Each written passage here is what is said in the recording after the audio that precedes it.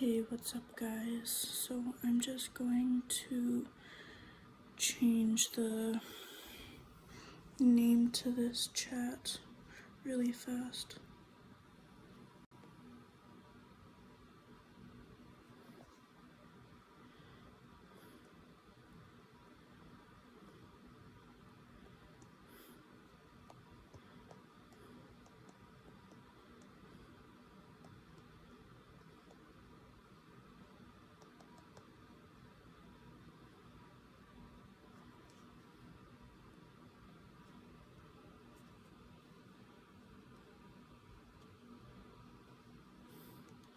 Okay,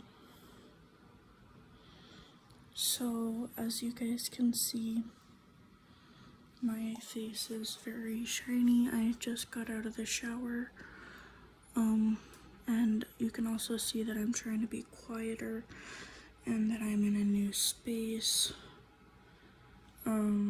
Like I said, my family is out of town right now, and so I am hanging out at a friend's, and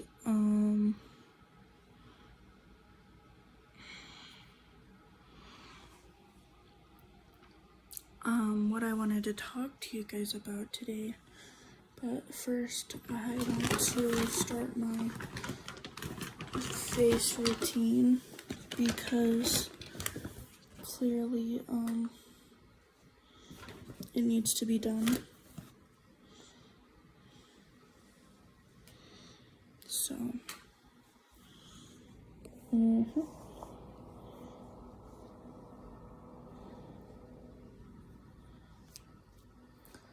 But anyways, the thing I wanted to talk to you guys today about is number one, if you guys are gonna post in YouTube about things that are, you know, trigger warning friendly, if you know what I'm saying, like it's meant to be a trigger warning, should probably post trigger warning and not post the name of your, like, say it's about, you know, and say it's about something that's like dangerous, like, I don't know, let me think, like essay or suicidal ideations. You should probably post that it's a trigger warning before you post it on YouTube, because I recently watched a guy and I don't think he knows about this, so it's okay. But you know, usually whenever people like post about their posts, they don't really put well, number one, that suicide is going to be in the video. They'll put a trigger warning on the video itself. So that's my thought process. And then also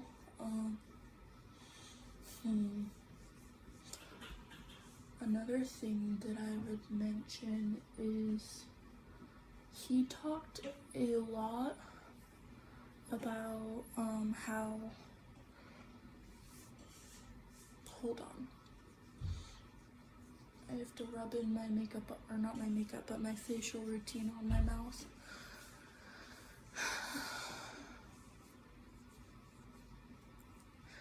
But he talked a lot about, I don't remember which one I just used. I think it was the vitamin C or the hyaluronic acid. It was definitely this one. Okay. So he talked a lot about how, and I can tell you guys this guy's YouTube channel, it might get me in trouble though, so I might not. But he talked a lot about how he wants to build up people and about how how like it's a real thing, and how like your family always tells you what not to do when you're, you know, going through suicidal ideations and whatnot. You know, and I don't know.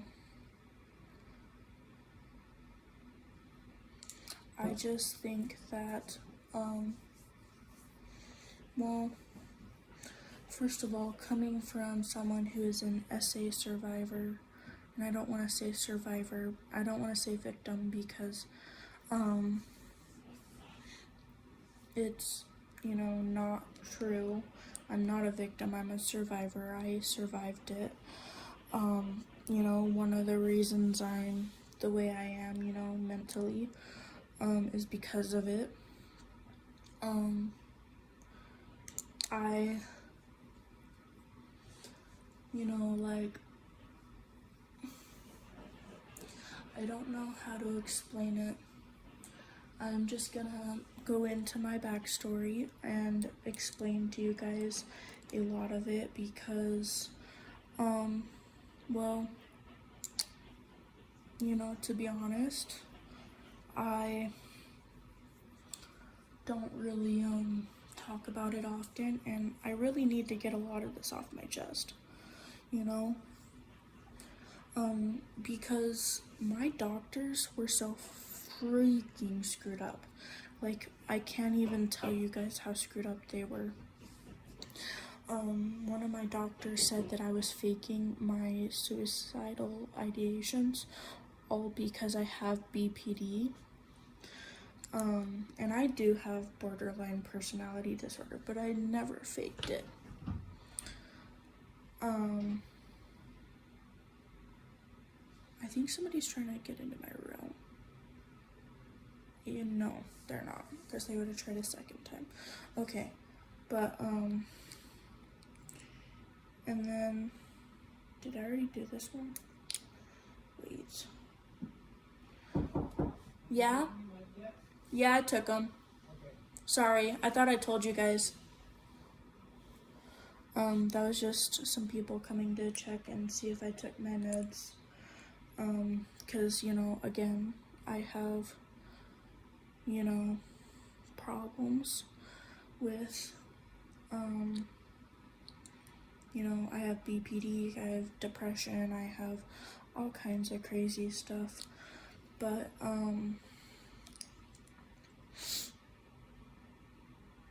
one of the things, I just wanted to say was,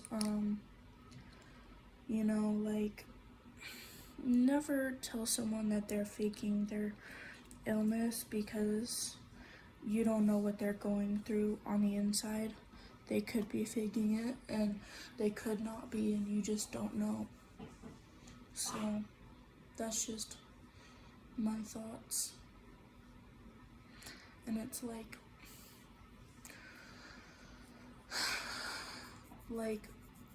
it's just so frustrating to see that there's so many people with these issues that are going through these problems and don't know how to get the help for themselves. Thankfully for me, I actually was able to get the help, but it took a lot of trying. It took me probably about 20 to 30. Okay, so one of the things you have to learn with BPD is not only do you, okay, people do fake their suicidal ideations a lot. One of the things you have to learn with BPD is that you will tell the difference between a suicidal ideation and a actual attempt, because you will see that they will be either literally like attempting, like you'll see that they're physically attempting, or you'll see, hey, like, I'm not doing so good, like, can you please take me to the doctor? Okay, saying that you're not doing so good, that can be a form of getting help. Thank goodness people actually do that. But also, it can be kind of a bad thing if you do have BPD to go and ask for help too much, because they will think that you are faking it. And not only that,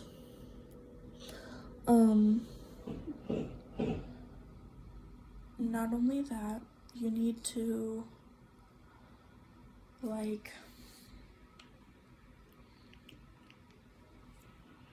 how do I put it? You need to, like, I don't know, man, I don't know how to put this. I don't want to say you need to attempt, but I definitely do have to say that you probably want to find a different resource than a hospital.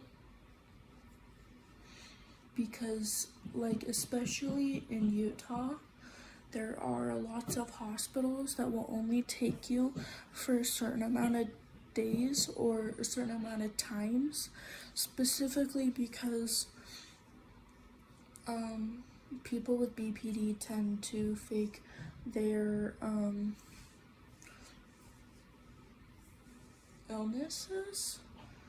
And that's what makes me so mad, is because you can never tell whether or not they're faking it or not. Because I know literal people that will admit that they're faking it. And that's how you know that someone's going through a BPD problem. Hospital, because hospitals feel better for me, you know, like, hospitals are never better for you. I'm sorry, but it's so true. Like, you go there once, it's okay, but like, you go there multiple times and it starts to feel like not very good after a certain amount of times. And I know this because I didn't fake my BPD, I never did. But people with BPD, it's hard to tell when they're faking it or not, because they're literally addicted to the S word, suicide. So, I'm trying not to say it too loud because there are people who are in this house right now, and some of them are children, and I really don't want to say that in front of children. So,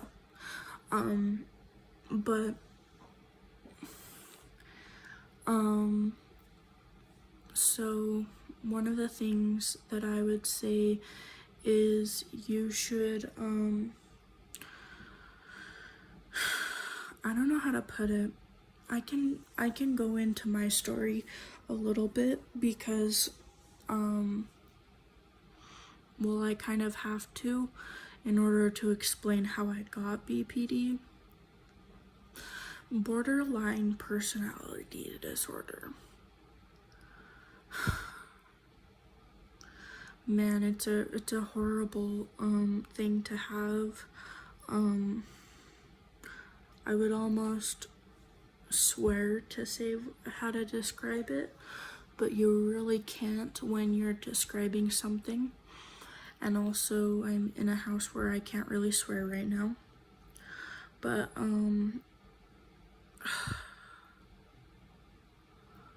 man, so when I was like a baby, 6 months old, my mom was put into, you know,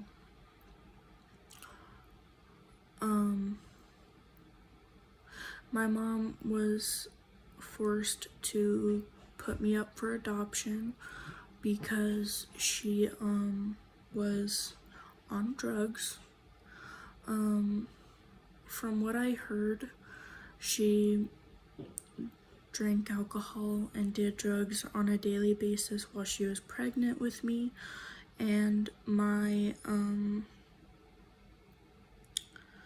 when I was born, she like left me laying in a, you know those little like car seats for babies? Apparently she left me laying in one of those for several months and rarely took me out unless she needed to make me eat, or rarely change my diaper. She never really carried me much unless she was like nursing me, according to my family. And you know, that's part of one of my not disabilities, but my problems.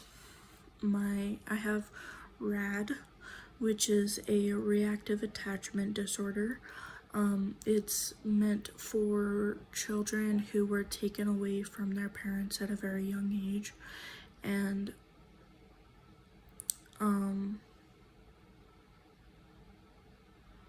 so when a baby is taken away from its parents, it notices that and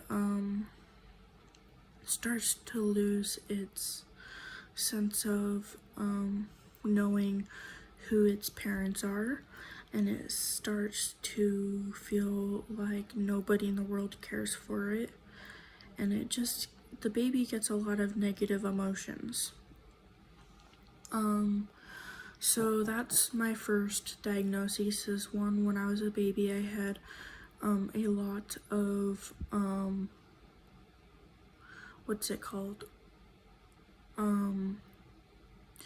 Attachment, like, what's it called when you have separation anxiety? So I had a lot of that when I was a baby, or like a young kid, and then on top of that, when I was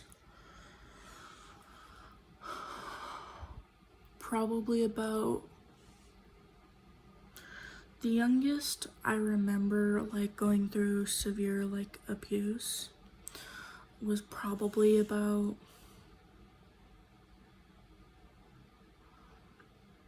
1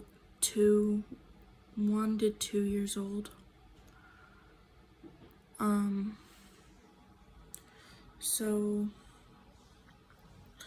I sorry if you guys see a lag. I currently don't have internet. But I went to, let me think. I went to, when I was like 2 to 3 years old, I remember, one of my youngest memories was one of my uncles, you know, like told me, hey, like, he said, hey, go in this room. And it was like a dark room, and I didn't know this, but before he told me to go in the room, there were staples, like, you know those little, like, the staples, like a staple gun, but for paper, but on the floor. And he told me to go in there, and I stepped on them. And that was probably one of my earliest memories of like severe trauma. And I had a lot more, but I probably shouldn't go into that. When I was like really little, like I'm talking like 2 years old, I remember going through some severe trauma as far as like SA. And I had to, like, when I was 14 or 15, I had to report it. And, because it had been going on for a long time, a lot of different types of SA, throughout my entire childhood. It got to the point where when I was little, like, there's, like, it's crazy, but, like, when I was a kid, there was this girl, and, her, my friend, and this girl was a new friend, and then I didn't really know her that well, but I look up her dad often because turns out he was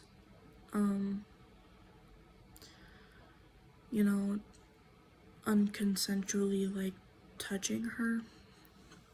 And I later found out that I found that out because I went to their house and he did it to me. And then a few weeks later we go and she says to me, she goes, "Hey, do you want to make him my friend?" She was referring to my friend. She said, "Do you want to make him your boyfriend?" And I was like, "Sure, like, I mean, he's cute and stuff and whatnot," and like, I didn't mind it. So she goes up to him and she says, "Do you want to make her your girlfriend?" And he says, "Fine, whatever." She looks at me and she smiles and she says, "You know what boyfriend and girlfriends do, right?" At that point, I didn't really know what she meant, and I'm not going to go into any more detail, but let's just say she forced us to do some very not kid-friendly things. So, and I, being someone who was really like upset with the situation because I didn't want to get in trouble. My mom was extremely religious, like she was a Jehovah's Witness, and my grandparents were at the time also very religious, and they were LDS, and I didn't want to get in trouble. I thought, man, they're gonna beat me so bad if they find out about this, and I was like, I can't tell anybody, because she made it seem like it was my fault because I said that I was okay with it. But she never told me like everything that went into it, and so I was really upset with her for a really long time. And then a few weeks ago, I talked to my aunt, and it turns out she's friends with my childhood friend's grandmother, the boy. And man, I just want to reach out to him and say that I'm so sorry and I didn't know what was gonna happen. But at the same time, I feel like I can't, because recently I saw a YouTube post saying how somebody's like assaultant reached out to them and apologized. And I personally don't think that they had a good response to that. And I don't know what to do about it, because I was definitely a bystander, and that makes it so wrong, like so wrong, that I never told anybody. And to this day, like, I feel really, really guilty about that. Like, I should have told somebody and I should have said something. But like, I was like 8 or 9 when it happened, and I remember every last detail of it. And like, I was really scared because I thought that like my family was gonna hurt me and that my friends were gonna not want to be friends with me, and I thought that all these bad things were gonna happen. But the truth is there was somebody else that was really badly hurt that day, and it wasn't me. It was also the boy, and the other girl, it was her idea. I didn't know anything about it. I tried to stop it, and I wasn't sure what to do about it. So, but I feel really angry about it because I feel like I could have prevented it. I feel like I could have stopped it all. And to be honest, I probably could have. And to this day, I don't know her last name, but I know her stepdad. I don't talk to him, but I know his first and last name. And I shall probably report him, but I don't have solid evidence. I don't. Not unless she were to admit that something had happened and have proof. I don't know.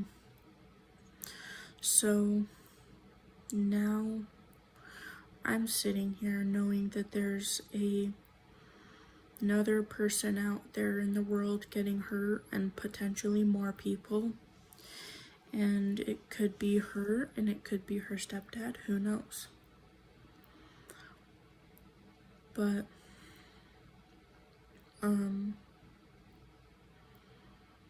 I just, after everything that's happened, I don't know what to do about it. I've wondered if my friend, or not my friend, but my friend's, I've wondered if my friend's grandmother knows about whether or not who she is and what her last name is, but I don't remember because we went to school together. So, I don't know. But I feel like I need to catch that person. I can't say any bad things about them because, but I really wish we could catch them, get them in trouble.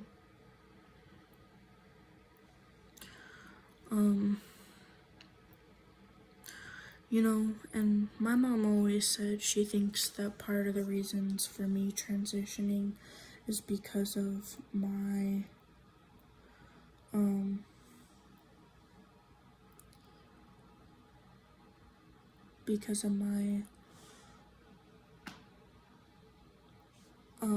trauma with my essay. That could be a part of it, but I really don't think it is. So, if you guys know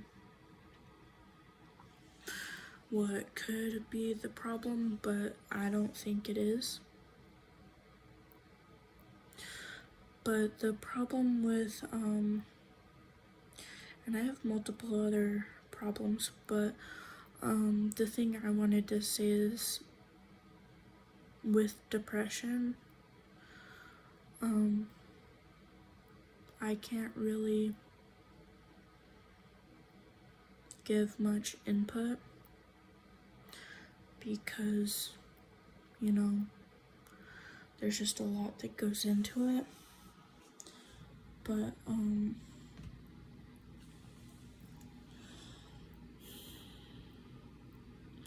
all I have to say is that there's a YouTuber on YouTube that mentioned it, and he said that he doesn't understand why people try to go to other people for help when we can't even help ourselves get over our depression. And I feel really close to that mention because I'm able to get over my depression. But people always turn to me and ask me how I do it and how I stay so safe even on BPD and having to take all these meds. To be honest, I don't know how I do it. I just don't. I kind of just have to. That's the way I would put it, is I just have to. I just do it. It's kind of like breathing. You have to breathe. It's the same concept. You have to stay alive. So,